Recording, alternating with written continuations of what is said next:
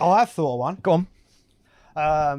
But a rider I would have liked to have signed, and I would have liked to see him come out of the British, but that's nothing against British Championship, because the British Championship is a fantastic thing, and it's nice now to see some riders going into World Championship from British Championship, because I think the people here, that gives them something to aspire to, they can do it.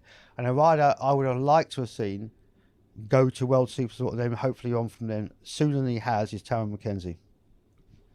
It's a good shout. That's a good shout. Not bad, eh? I like that. It's no time to think of it. Sorry for putting you on the spot there, Simon. I think that's a good move for him. I think there was a little bit of I don't know how much you take. Sometimes you take notice of social media, and sometimes it's better to just scroll past it because they all know better than the guys in the team. But I think that's a good move for Taz, because you put him in that paddock, and that's where the opportunities are. If you go in as a wild card, people are like, hello, goodbye.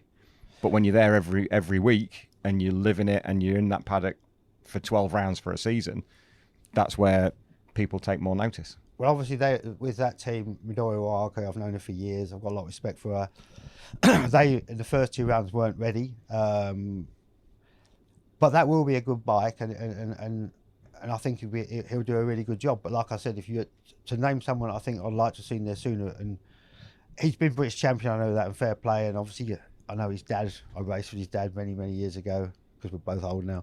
But if he could have got here into World Championship sooner, he had the potential in that to achieve more now, because it's a bit late in his career, but hopefully we'll He's still only go. 26.